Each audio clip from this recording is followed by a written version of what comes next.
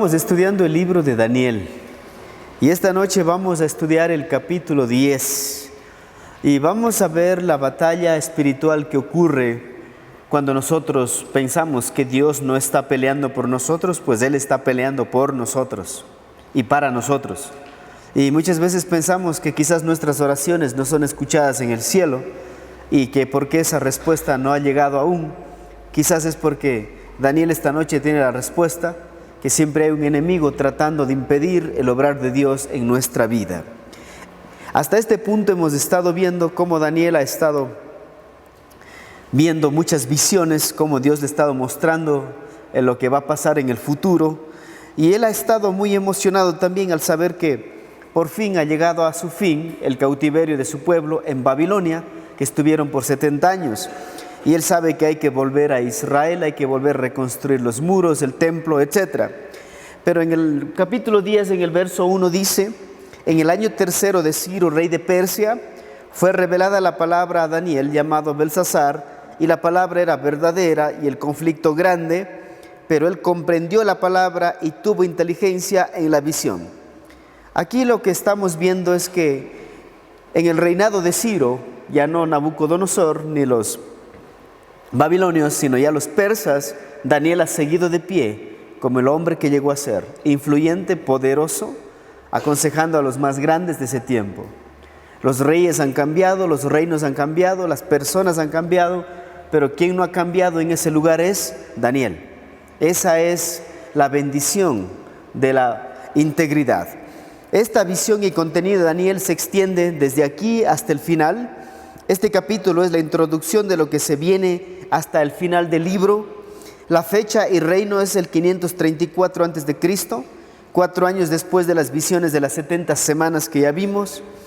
Para este tiempo la primera oleada de exiliados había regresado bajo el liderazgo de Esdras, o sea, el pueblo de Israel ya había comenzado a regresar a su tierra.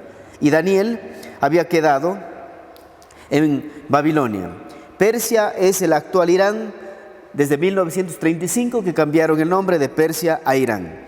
Daniel no regresó con el grupo de exiliados de Esdras debido a que tenía una edad aproximada de 84 años en ese tiempo. Y él dijo: ¿para qué voy a regresar a mi tierra? Daniel podía servir mejor a los exiliados desde su alta posición en el gobierno que lo que él podía haber hecho con ellos en Jerusalén. A veces podemos servir mejor a nuestro pueblo desde los lugares que nosotros menos pensamos. Para los que a veces pensamos que servir mejor a Dios desde un púlpito, quizás no es el lugar. Quizás es la asamblea, quizás la presidencia, quizás la alcaldía, quizás es la concejalía donde realmente uno puede influenciar más en el gobierno y en la sociedad. Y Daniel nos está enseñando eso allí. Yo puedo proteger, velar por mi pueblo, por las leyes a favor de ellos, desde la posición política que Dios le había puesto a él. El verso 2 dice: en aquellos días yo, Daniel, estuve afligido por espacio de 3 semanas. ¿Se puede imaginar afligido 3 semanas? ¿Cuándo fue la última vez que usted estuvo afligido 3 semanas? Dice: no comí manjar delicado, ni entró en mi boca carne ni vino, ni me ungí con ungüento, hasta que se cumplieran las 3 semanas. Aquí lo que nosotros vemos es 3 semanas de oración y ayuno que él estaba viviendo. No estaba deprimido, por favor. Estaba ayunando y orando. Durante todo este tiempo el profeta estuvo presentando sus inquietudes al Señor. Probablemente él quería ver ya restaurado Israel, porque 70 años habían pasado y él quería ver cómo Israel nuevamente se levantaba como la nación que era en los días de Salomón, fuerte, poderosa, pacífica, etc. Lo que vemos aquí también es que la edad no fue una excusa para que Daniel dejara de ayunar y orar. 84 años, estoy cerca de morir, ¿para qué seguir ayunando y orando, no? Pero un hombre y una mujer que ama a Dios, la edad, el tiempo, el lugar, no son pretextos para no orar y no ayunar. La oración es un tiempo de refrigerio. Howard Taylor, hablando de su padre Hudson Taylor, dijo: por 40 años el sol nunca salió sobre China sin que Dios lo encontrase de rodillas. Y Daniel era uno de esos hombres también, que Dios las mañanas, los días les encontraban de rodillas. Entonces, si usted está poniendo una excusa para no orar, su trabajo, su esposa, su edad, etc., Daniel nos dice que no es posible. Y no es que Daniel no era un hombre desocupado, que no tenía nada que hacer, nada más y nada menos. Era el primer ministro de ese tiempo, políticamente el hombre más influyente. el que tomaba las decisiones de las naciones y tenía tiempo para orar y ayunar. ¿Y por cuántas semanas? 3 semanas. ¿Cuándo fue la última vez que usted ayunó por 1 día, 2 días, 3 días, 4 días? ¿O nada más oró consecutivamente? ¿Cuándo fue la última vez que dejó de orar ya? Quizás es hace una semana, meses, que de repente se pasa la vida y usted no ha orado. Y usted dice, ¿por qué Dios no obra a mi favor? ¿Por qué no veo lo que Dios me quiere mostrar?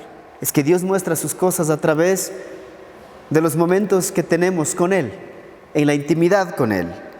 Después dice en el verso 4, en el día 24 del mes primero estaba yo a la orilla del gran río Hiddekel. El río Hiddekel corresponde al río Tigris ahora. Es el mes primero, es Nisan, o sea, el mes de abril. Durante este mes los judíos celebraban las 2 fiestas más importantes, la de la Pascua el día 14, la de los panes sin levadura a los días 15 al 21. Lo que vemos aquí es que Daniel celebraba las fiestas judías con ayuno y oración. ¿Cómo celebra usted los momentos de venir a la iglesia, los momentos especiales de su vida, los momentos importantes en su espiritualidad? Daniel celebraba ayunando y orando. Hasta aquí vemos esto. Entonces, versos 5 al 21, vamos a ver el mensaje que Daniel va a recibir y quién le va a dar el mensaje. Y vamos a ver lo que muchas veces nosotros obviamos y pensamos que no existe, en la manifestación de los ángeles. ¿Cómo obra Dios a favor de nosotros? Dios tiene un mensaje para darnos.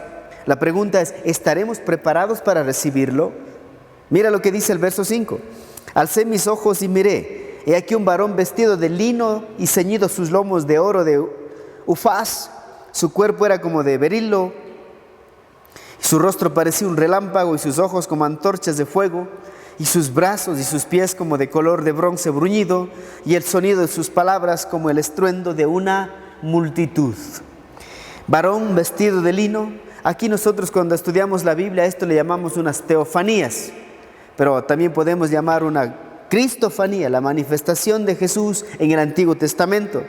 El término teofanía o cristofanía se refiere a las manifestaciones de Logos, que es Jesús, en el Antiguo Testamento, manifestación que se hace posible de algunas maneras y en distintas circunstancias en el Antiguo Testamento. Estas cristofanías pueden ser llamadas también la premanifestación de Jesús. Y usted dice, ¿Jesús se manifestó en el Antiguo Testamento? Sí, porque Él es Dios. Él es Dios. Y hay muchas de sus apariciones en Génesis, en Éxodo, y cuando uno lee el libro ve a Cristo en todos los libros del Antiguo Testamento, pero en este caso en el libro de Daniel. Entre este pasaje y Apocalipsis 1, 13 y 15 hay una similitud asombrosa. Por eso sabemos que es Jesús. Apocalipsis 1, 13 dice, y en medio de los 7 candeleros a uno semejante al Hijo del Hombre, vestido de una ropa que llegaba hasta los pies y ceñido por el pecho con un cinto de oro. Su cabeza y sus cabellos eran blancos como lana, como nieve, sus ojos como llama de fuego y sus pies semejantes al bronce bruñido, refulgente como un horno, como en un horno, y su voz como estruendo de muchas aguas. Los 2 pasajes prácticamente se parecen mucho.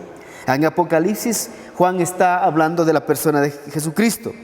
Y el verso 7 dice, y solo yo, Daniel, vi aquella visión, y no la vieron los hombres que estaban conmigo, sino que se apoderó de ellos un gran temor, y huyeron y se escondieron. Y por eso les dije hace un momento, ¿cuántos de nosotros estamos listos para recibir una visión de Dios de esta magnitud? Solo Daniel vio la visión. ¿Por qué? Porque no se puede tener visión de Dios sin inteligencia espiritual. Es un nuevo término que estamos acuñando últimamente, la inteligencia espiritual. Hay la inteligencia emocional también, que es muy importante, pero también la inteligencia espiritual. Al desarrollar inteligencia espiritual, crecerás en el conocimiento de Dios, porque además de conocer el amor y el poder de Dios, conocerás los textos y los contextos de la espiritualidad, cuando viene de Dios y cuando no viene de Dios. Entonces, ¿cómo se desarrolla la inteligencia espiritual? Es igual que cualquier otra inteligencia. ¿Cómo usted desarrolla su inteligencia cognitiva? A través de ir al kinder, a la escuela, al colegio, a la universidad, llena de información. Y termina convirtiéndose en un ingeniero, en un psicólogo, en un arquitecto. Y esa inteligencia dice, usted tiene la capacidad de construir una casa, de hacer una cirugía, de diagnosticar qué personalidad tiene una persona. Y la inteligencia espiritual es igual, el conocimiento que llegamos a tener de Dios. Pero ¿cómo podemos tener inteligencia espiritual si nada más escuchamos de Dios un día a la semana, 30 minutos? que son nuestras clases. ¿Cuántos de nosotros somos sinceros, escudriñamos día a día profundamente con lupa lo que la palabra de Dios está diciéndonos? Entonces, solo cuando tienes de no vas a salir corriendo y dices, ¿y qué estará pasando aquí? Esto está medio locos. Porque Daniel dice, solo yo vi aquella visión. Entonces, ¿por qué? Porque él estaba preparando su corazón a través del ayuno y de la oración para recibir la palabra de Dios. Yo siempre, el día de hoy decía, quiero que el domingo cuando vayas a la iglesia, antes de entrar primero quiero que ores y digas, Señor, háblame. Háblame. No importa a qué iglesia estás yendo, pero yo quiero que vayas y por favor escuches de Dios, porque yo les hice una pregunta y digo, ¿qué es lo que ustedes quieren para su hogar? Queremos a Dios y queremos amor. ¿En serio quieres a Dios? A Dios no se le encuentra haciendo esto, pues, ¿no? A Dios no se le encuentra viniendo sentado un rato y durmiendo. A Dios se le encuentra cuando uno prepara su corazón y dice, Señor, háblame. ¿Qué es lo que me quieres decir a mí personalmente? Entonces, los otros huyeron, ya que quizás no estaban preparados para recibir lo que Dios quería mostrar. Y hay mucha gente que no está preparada para recibir de Dios ni lo que Dios le quiere mostrar. ¿Y por qué les digo esto? Porque cuando uno lee un texto y dice, yo quiero hacer la voluntad de Dios, pero algunos no están preparados para hacer la voluntad de Dios, ¿sabía?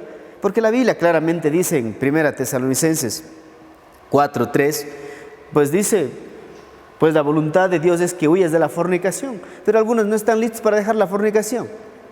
Entonces, para ellos el texto, ¿en qué se convierte? En un texto más.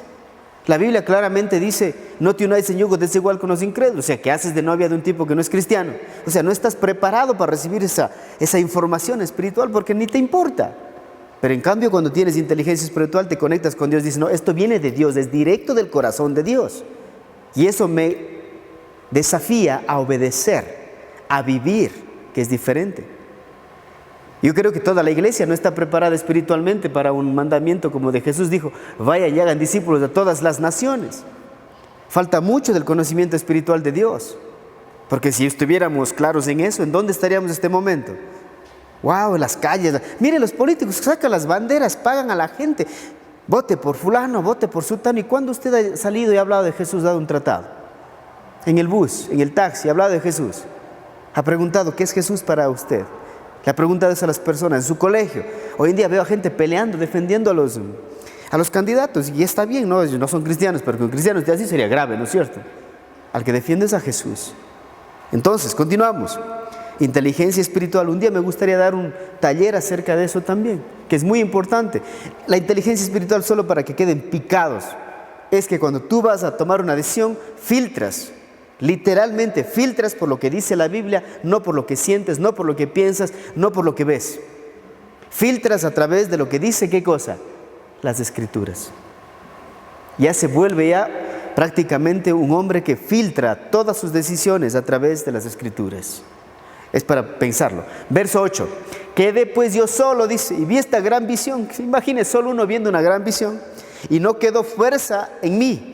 Antes mi fuerza se cambió en desfallecimiento y no tuve vigor alguno. Pero oí el sonido de sus palabras y al oír el sonido de sus palabras caí sobre mi rostro en un profundo sueño con mi rostro en tierra. Vaya visión. Qué fuerte, ¿no? Qué fuerte. Si ven que muchas cosas cuando viene Dios no hace saltar a la gente. No hace bailar ni nada de esas cosas. La visión de Dios, ¿qué es lo que hace? Te postras ante Él. Daniel aquí está sin fuerzas. El efecto en Daniel y en San Juan fue idéntico. Es que los hombres que están preparados espiritualmente para recibir una visión como estas, o Dios quiere mostrar, esto ocurre. No quedó fuerza en mí, dice Daniel. Y Apocalipsis 1:17, hablando de Juan, dice, cuando le vi, caí como muerto a sus pies y él puso su diestra sobre mí diciendo, no temas, yo soy el primero y soy el último. ¿Quién es esa persona en Apocalipsis? Jesús. Es que cuando Jesús nos toca, no nos queda más que postrarnos ante Él. Postrarnos ante Él, a recibir de Él. Por eso cuando alguien dice yo amo a Jesús, es triste, ¿no? 600 años después, San Juan tuvo la misma experiencia que tuvo Daniel. Pero tuvo que pasar 600 años para que otro hombre tenga una experiencia así. Por eso el profeta dice, busqué un hombre y no lo encontré. Y por eso habla de ellos que son amados. Incluso en ambos casos había sido sobrepasada la capacidad humana para absorber las maravillas celestiales. El hombre prácticamente no está como preparado para recibir todo esto. Hay curiosos espirituales, pero no hay hombres piadosos, que es diferente. Ellos pueden pasar preguntando millones de cosas, pero como dije, para ellos no hay ningún efecto verdades como estas. Daniel sin fuerzas al oír el sonido de las palabras. Verso 10 y 11. He aquí una mano me tocó, justo como decía también Apocalipsis, e hizo que me pusiese sobre mis rodillas y sobre las palmas de mis manos, y me dijo: Daniel, varón muy amado, está atento a las palabras que te hablaré, y ponte en pie, porque a ti he sido enviado ahora. Mientras hablaba esto conmigo, me puse en pie como temblando. Pero aquí vemos algo. Lo que vemos aquí es a Daniel tocado por Dios. Dice: una mano me tocó. Cuando la mano de Dios tocó a Daniel, estas palabras vinieron del trono: varón muy amado. Varón muy amado. Hoy en día nosotros estamos desesperados porque nos amen y desesperados por amar. De verdad. Queremos amar a una, a otra, y así vamos de relación en relación diciendo: te amo. Y así también andamos mendigando amor de por acá. Ojalá este quisiera que me ame. Esta sí quisiera que me ame. Y así vivimos nomás. Otra vez, si volvemos a la inteligencia espiritual, no entendemos la profundidad de la magnitud cuando dice que Dios nos ama. Cuando dice que Dios nos ama, probablemente cuando estoy consciente de ese amor, voy a decir: ¿por qué necesito el amor de toda esta gente? No significa que no los necesite, pero voy a amar a esa gente con el amor de Dios, que es diferente. Ya me convierto en una persona trascendente, influyente en sus vidas. Entonces, esta era la segunda vez que Daniel es llamado muy amado. Y yo tengo que decirle a usted que usted y yo también somos amados. Somos amados. No hay una bendición más grande que le pueda suceder al ser humano que el tener la seguridad de que es amado. Y usted me dice: pruébame en la Biblia donde Dios dice que me ama. En Juan 3:16 dice: porque de tal manera amó Dios al mundo. Y si quiere ser un poquito más así como tomarle tan personal el versículo: porque de tal manera amó Dios a Freddy, a Juan, a Pedro, a Luis, a María, a Sofía, a Estefanía, a Esther, a Eugenio. Porque de tal manera Dios amó que dio a su unigénito Hijo, para que todo aquel que en Él cree no se pierda, mas tenga vida eterna. Primero me da dirección ese amor. Dice: para que no me pierda. ¿Qué significa? Que sin el amor de Dios estamos perdidos. Claro que estamos perdidos. Estamos como barcos a la deriva en este mundo. Vamos por un lado, vamos por otro lado y vamos por otro lado, buscando ¿qué cosa? Buscando ser amados. Pero en cambio, cuando yo entiendo que Dios me ama, primero encuentro dirección. Dice: para que no se pierdan y tengan vida eterna, que es mucho más allá de lo temporal. Por eso mucha gente dice: se acabó el amor. Y a veces nosotros como cristianos también pensamos: ya Dios ya me ha dejado de amar, ¿no? Porque decimos que el amor se acaba. Pero la Biblia, el amor bíblico nunca se acaba. ¿Cuál es el mayor acto de fe? ¿Cuál es el mayor acto de fe? Alguien escribió esto: para mí es mirar al espejo de la palabra de Dios y ver todas mis fallas, todos mis pecados, todas mis deficiencias, y creer que Dios me ama exactamente como Él dice que me ama. Esa es la gran verdad.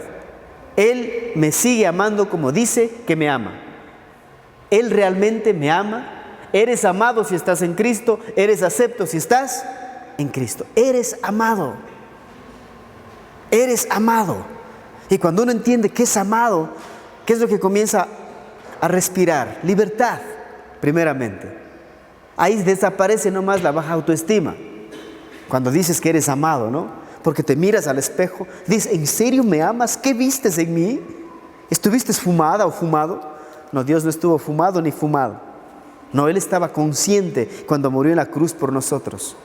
Y cuando dijo que nos ama, Él estaba diciendo las cosas no solo con su corazón, sino también con su intelecto. Es un amor emocional y racional hacia nosotros. Increíble, ¿no? Eres amado. Y cuando una persona es amada, Él puede romper cualquier obstáculo y seguir hacia adelante. Es que nos hemos olvidado nosotros los cristianos que eres amado, que somos amados por Dios, porque andamos buscando el afecto, el cariño, la aceptación del pastor, de los líderes, de la hermana, del hermano en la iglesia, ¿sí o no? Y por eso vivimos resentidos. No me saludó, y a mí qué me importa, Dios me saludó esta mañana. Mira, me dio el sol, la noche vi la luna, desperté en mi cama, puedo respirar, aquí está su palabra, ¿soy qué? Amado. Y vengo acá no a recibir, sino vengo a ¿qué? A dar ese amor. La Biblia dice en Romanos capítulo 5 que el amor de Dios ha sido derramado en nuestros corazones. ¿Sabe lo que eso significa? Que nuestros corazones deben estar rebosando del amor de Dios hacia afuera. No esperando que alguien me dé una palmada, un abrazo. Cosas y elementos que son importantes. Son muy importantes en nuestra vida. Pero vayamos un poquito más allá. Somos amados para hacer eso. ¿O no es así? ¿Estamos claros hasta allí? Verso 13. Entonces me dijo: Daniel, no temas. Mire esto. Porque desde el primer día que dispusiste tu corazón a entender y a humillarte en la presencia de tu Dios, ¿qué cosas hizo Daniel? Quiso entender la palabra de Dios. Desde el primer día que él quiso entender las visiones y humillarte en la presencia de Dios, fueron oídas tus palabras. Desde el mismo momento, a causa de tus palabras yo he venido. Imagínense que Dios mismo envíe un mensajero a causa de sus oraciones. A causa de lo que usted está pidiendo cuando está humillado, deseoso por aprender más. Dice: mas el príncipe del reino de Persia se me opuso durante 21 días. Pero aquí Miguel, uno de los principales príncipes, vino para ayudarme y quedé allí con los reyes de Persia. Me encanta cómo el Señor habla a Daniel, dice: no temas. Dios respondió la oración de Daniel el mismo momento que él comenzó a orar. Para Daniel la oración no era nada más una liturgia como terapia espiritual, era la vida misma. La oración, entonces, mis amigos, no es un ejercicio terapéutico o religioso. ¿Por qué les digo esto ahorita? Porque ustedes ven en internet, incluso hay terapias acerca de la oración que dice es terapéutico, porque sí calma a las personas, sí fortalece incluso el sistema inmunológico de las personas, genera esperanza en las personas. Pero déjenme decirles que la oración no es un ejercicio terapéutico, religioso o psicológico. Así que la respuesta de Dios no depende de la cantidad de palabras, ni de la elocuencia del orador, y mucho menos del estatus religioso, sino del corazón. Porque alguna gente dice: ay, es que yo sí soy pues espiritual, a mí sí me... No depende del estatus religioso. ¿Depende de qué? De tu corazón. David dijo: al corazón contrito y humillado no desprecias tú, oh Dios. Entonces Dios busca corazones, no palabras. Porque las palabras salir de un corazón humillado es que buscan el corazón de Dios. La oración de Daniel, escuche bien, provocó una batalla entre principados y potestades en las regiones celestes. Cuán importante sería la oración, cuán impactante, la oración de Daniel, que afectó en el reino espiritual. Nuestras oraciones no afectan ni a la puerta, ni al perro, ni a la esposa, a nadie. No afecta nada, porque si verdad la oración afectara, mira lo que podría pasar aquí en Cuenca, lo que podríamos ver aquí en Cuenca. Y el viernes hay una prueba de fuego, ¿no? Venir a orar como iglesia, afectar este mundo con la oración. ¿Qué más? Existen otros 2 incidentes en la Biblia. Revela acerca de Miguel en la confrontación con el diablo. Uno de ellos se encuentra en el libro de Judas, donde se nos dice que Miguel contendió con Satanás por el cuerpo de Moisés. En dicho incidente, Miguel declaró simplemente: el Señor te reprenda. Judas capítulo 1, verso 9. El segundo incidente se encuentra en Apocalipsis 12, con respecto a la batalla de Satanás y Miguel. En este incidente, Satanás sería lanzado fuera. 2 veces que vemos a Miguel peleando. Pero aquí tengo el principio: cuando el creyente ora, ocurren cosas en el mundo invisible. Cuando el creyente ora, ocurren cosas en el mundo invisible. Cuando el creyente ora, ocurren cosas increíbles en este mundo. Pero cuando ora, no cuando habla, que es diferente. Uno prepara el corazón para orar. En silencio, en tu habitación. Y no se trata de posición, no se trata de lugar, se trata que oras. A veces las lágrimas son las mejores oraciones. A veces el silencio meditando en Dios es una oración increíble. El derramar mi corazón angustiado, adolorido, una necesidad que me está abrumando, presentarla ante Dios, es una ofrenda de adoración a Dios. Pero nosotros tenemos que volver a esto que se ha olvidado tanto, la oración. Y tenemos que dar importancia a la oración. Tenemos que volver nuevamente a lo básico. Si alguien me dice cuál es el secreto de que una iglesia pueda llegar a ser influyente, poderosa espiritualmente, vamos al libro de los Hechos.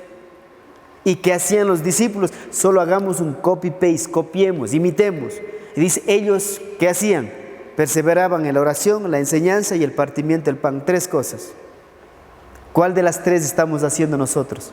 No se hacen las 3 por separada, se las hacen juntas. Ahí funciona, no por separado. Continuamos. Verso 14. Dice, he venido para hacerte saber lo que ha de venir a tu pueblo en los postreros días, porque la visión es para esos días. Dice, te tengo noticias para el futuro. Lo que Daniel recibiría en los siguientes 2 capítulos, 11 y 12.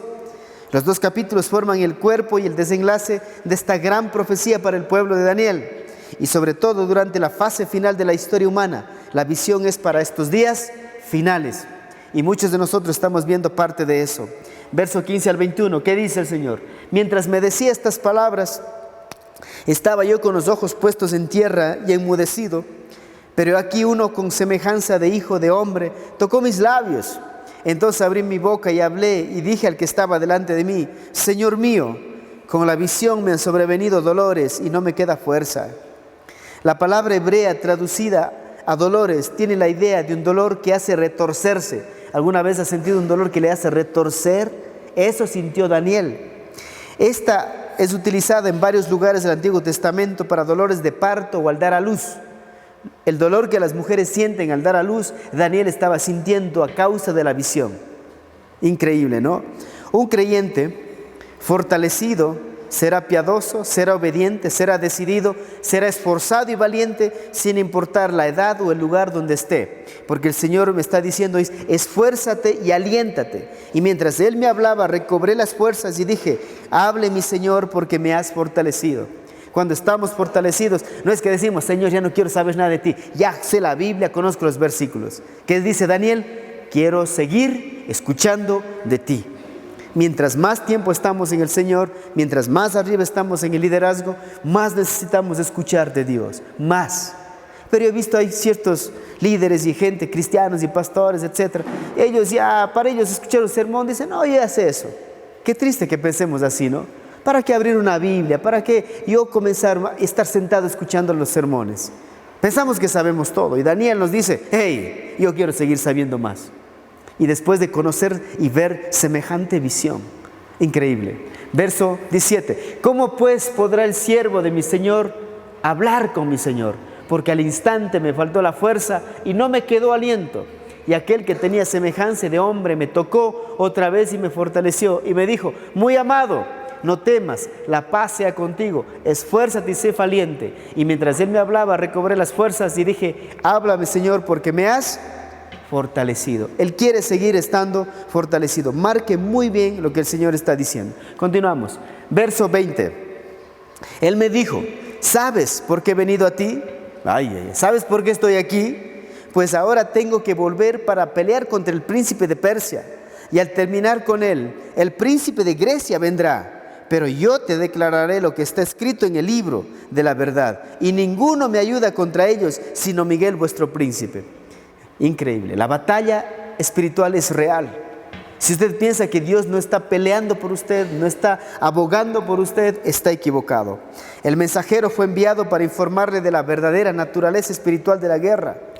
La lucha celestial es dirigida contra Persia y luego Grecia, porque cada uno de estos reinos tendrá su turno de tener poder sobre el pueblo de Dios.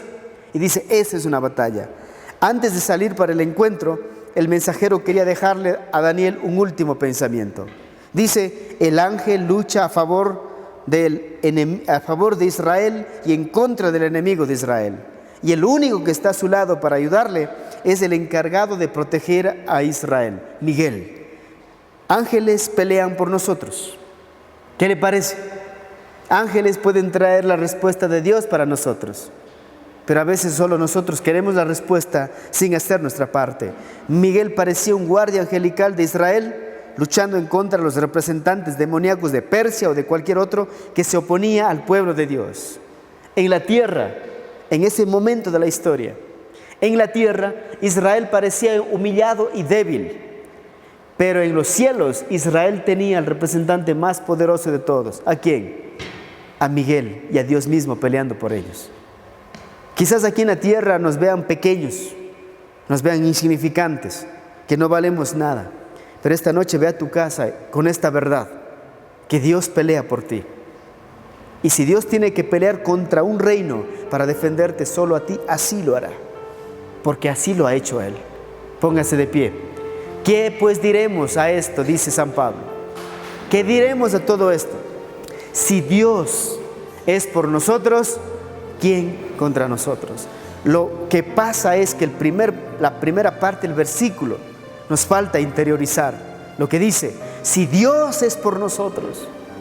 Pero la pregunta es, ¿está Dios con nosotros, por nosotros? Eso es algo que tenemos que nosotros grabar en nuestro corazón y nuestra mente. Después dice, el que no escatimó ni a su propio Hijo, sino que lo entregó por todos nosotros, ¿cómo no nos dará también con Él todas las cosas? Ahí donde dice todas las cosas, escribe lo que tú necesitas. Dios está dispuesto a hacer más de lo que usted y yo imaginamos. Y aquí pone un ejemplo, dice, entregó a su Hijo en la cruz por ustedes, mis amigos. Y usted cuando pregunta a su mente o se queja un poco y dice, ¿qué ha hecho Dios por mí? Recuerde Romanos capítulo 8. Dice, el que no escatimó ni a su propio Hijo, ¿cómo no os dará las cosas que les hacen falta? Entonces, eso se trata de creer.